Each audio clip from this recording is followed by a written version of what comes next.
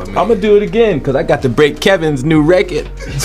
I got to get back on the stage because this new record that Kevin got, I got to have it back, Kevin. I've talked to him. Eddie, what the you doing? Get on stage. I don't know, man. Maybe.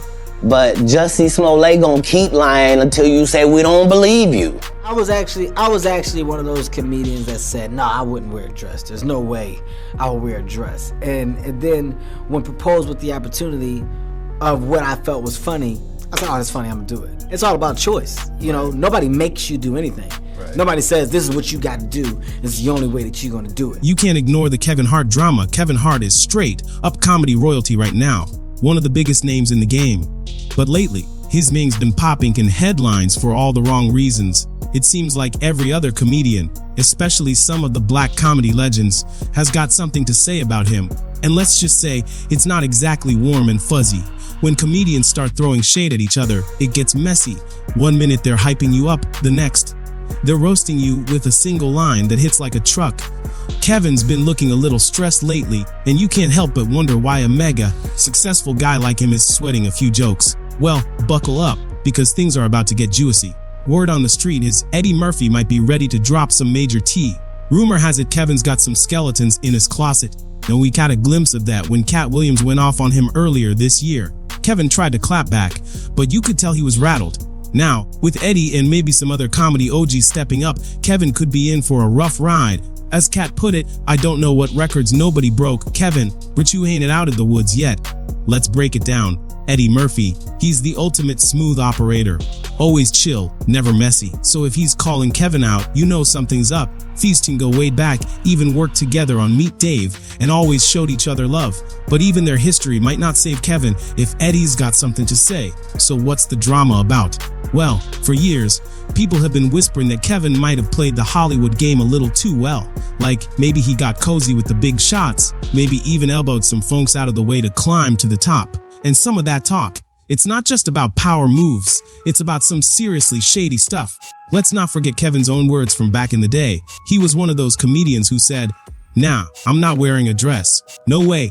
But then, when they pitched him something he thought was funny, he was like, "Oh, that's hilarious, I'm in." His whole thing was, it's about choice. Nobody's forcing you to do anything. Eddie's been in the game since the 80s. He's seen it all. If he's got dirt, it's not just gossip. And then there's Katt Williams, who went hard on that Club Shay Shay podcast. Katt didn't hold back, calling Kevin an industry plant and breaking down how Kevin's rise was too fast. Sitcom, starring in Soul Plane. All in his first year in LA, Katt was like, "That's not just a glow up, that's suspicious." He said, "Have you ever heard of a comedian moving to LA and getting a network sitcom and a major movie in their first year?" Nope, not back then, not ever. Katt doubled down, asking, "What do you think a plan is?" That line alone had the internet shook. Now the beef between Katt and Kevin, it's got deep roots. Back in 2008, Katt was set to star in Fool's Gold, but legal issues got in the way, and the role went to Kevin. That's when the tension started simmering. Katt didn't just throw shade. He called out the whole system, saying it's messed up how some folks who aren't keeping it real get all the power, spotlight, and perks while the OGs get left behind. Katt knew speaking out could paint him as bitter or jealous, but he wasn't fazed. When asked if he was scared of the backlash, he hit back with, "Satan can't create anything that includes blessings for his people." Mic drop. He said the #1 job of someone who's sold their soul in Hollywood is to act like it never happened. This industry plant theory about Kevin, it's not new. It's been floating around Hollywood for years. There's even this wild rumor that some stars get pressured to wear dresses on screen, like it's some kind of weird initiation to hit superstar status. And it's not just Katt talking about it. Dave Chappelle's dropped hints too. When multiple comedy legends are pointing at the same sketchy stuff, people start raising eyebrows. Back in 2006, Dave Chappelle spilled some serious tea on Oprah. He explained why he walked away from a massive $50 million Comedy Central deal. Spoiler, it wasn't just about the money. Dave said when the checks get that big, there's always strings attached. He's been in the game since he was 14, so he knows how Hollywood operates behind closed doors. He talked about stars like Mariah Carey, who signed a $100 million deal and then got labeled crazy months later, or Martin Lawrence, who was on top of the world and then ended up in the street waving a gun, saying someone was after him. Dave was like, "That's not a coincidence." He said it always happens when someone's career is about to explode even bigger. That's when the pressure kicks in. Producers wanted him to do sketches that made people laugh at him, not with him. It felt like they were setting him up to be the joke. The wildest part, Dave told a story about filming a movie with Martin Lawrence. One day, he walks into his trailer, and there's a dress waiting for him. He thought it was a mistake, but nope. They said it was for a scene where Martin's character breaks out by dressing Dave up as a woman. Dave was like, hard pass. The writers, directors, producers, they all kept pushing him, but Dave stood his ground, saying, I don't need a dress to be funny. Then, out of nowhere, they rewrote the scene real quick. Dave was like, hold up, how'd y'all write that so fast? That's when it clicked. It wasn't about comedy. It was about control. Dave didn't have an issue with wearing a dress itself, but he did have a problem with how the industry kept trying to box black comedians into doing whatever it takes to stay relevant. That moment opened his eyes, and he started connecting the dots. It wasn't just his fight. A whole list of black men in Hollywood faced the same métis system, sans wear a dress. With the pressure to conform to certain expectations in Hollywood is a recurring theme for black comedians, as Dave pointed out. Meanwhile, back when Kevin Hart was coming up, he was preaching about self-respect and setting boundaries. He swore he'd never wear a dress for a role, saying, you gotta know your limits and protect your brand. He even bragged about turning down a talk show bit where they wanted him to dribble a basketball because it'd make him look foolish. But then, plot twist, a year later, Kevin's on Saturday Night Live in a dress, playing a 9-year-old Oscar-nominated girl in a skit. The internet lost it. Fans felt betrayed, like, didn't you just say in his mind or do that? Kevin went from standing firm to flipping the script like it was no big deal. Suddenly, it was funny and fine. When the backlash hit, he went into defense mode, saying nobody forced Martin Lawrence into Big Mama's house or Tyler Perry to play Medea. It's a choice. That's his go-to line now. It was my choice. But fans aren't totally buying it. They're pointing out that Kevin wasn't cool with it until the money started rolling in. Before the big checks, he was all about integrity and boundaries. But when the bag showed up, suddenly everything he stood for went out the window. As Steve Harvey once said, give me 10 million and I'll embarrass myself all the way to the bank. No shame, just straight up real. And Kevin, after that dress skit, his career skyrocketed. He became the highest paid comedian in the game, cashing in and never looking back. But just when you thought the drama couldn't get thicker, here comes Monique, dropping some major heat. Word is, Kevin ghosted her when she was getting dragged by Hollywood heavyweights like Oprah Winfrey and Tyler Perry. Monique was catching flack from all sides, and Kevin, radio silence. Here's the kicker. Kevin, who used to call Monique family, started getting real cozy with Oprah and Tyler, the very people she was beefing with. Was it genuine, or was he just playing the Hollywood game to secure his spot? Let's rewind to 2021. Kevin had Monique on his Comedy Goldmines podcast. They got deep, talking about her rise, her struggles, and her beef with Oprah and Perry. Monique said her family was up against it, and Kevin stepped up, at least at first. He called her a mother, aunt, sister, all in one, and backed it up with action.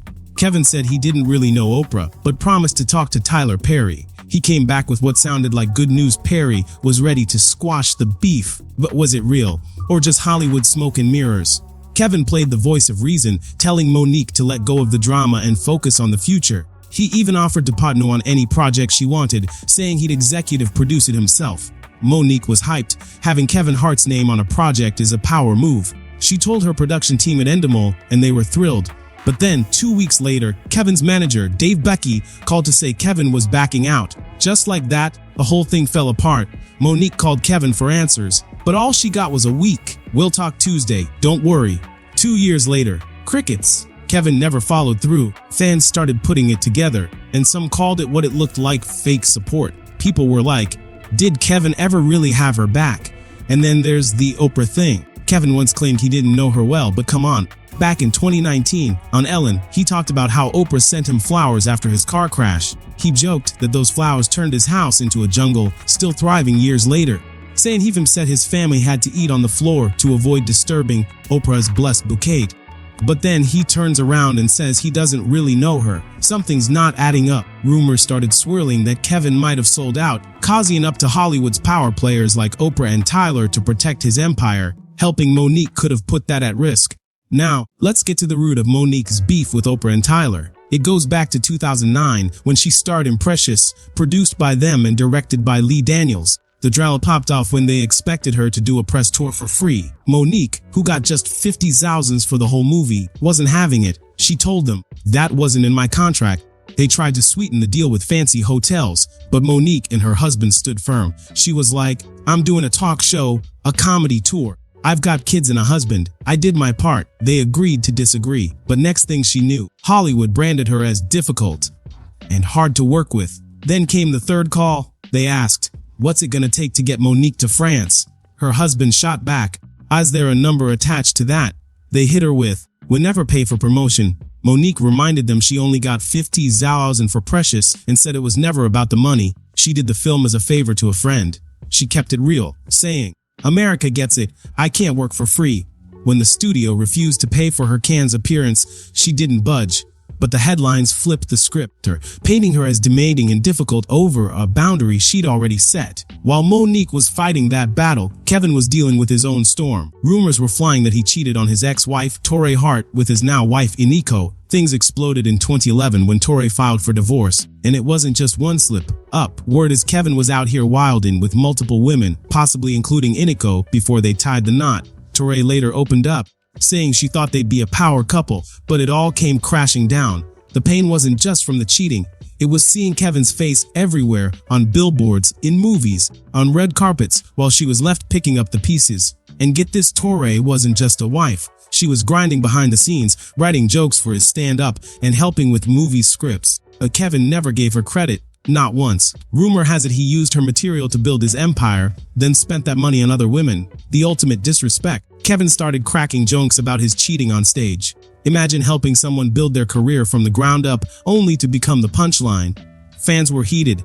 And just when you thought it couldn't get messier, here's the twist: Torrey Hart is now going on tour with none other than Katt Williams. Yup, the same Katt who's been coming for Kevin for years. Kevin and Katt kept spanning each other, so Torrey teaming up with him. That's got the streets buzzing. She even posted a pic on Instagram with Katt, calling him a good friend and announcing she's joining his Dark Matter tour. In that same post, she shared a clip from Katt's viral Club Shay Shay interview, the one where he went in on Kevin and others. When Kevin was asked about it in a recent interview, he tried to play it cool with a mature response. But you could see it on his face. He was tight. He might act like he's brushing it off, but these scandals are sticking. Fans are watching, and their views are shifting. If you're still here, you know the drill. Smash that like button, drop a comment, subscribe for more Zentora, and turn on notifications so you never miss a drop. Catch y'all in the next one.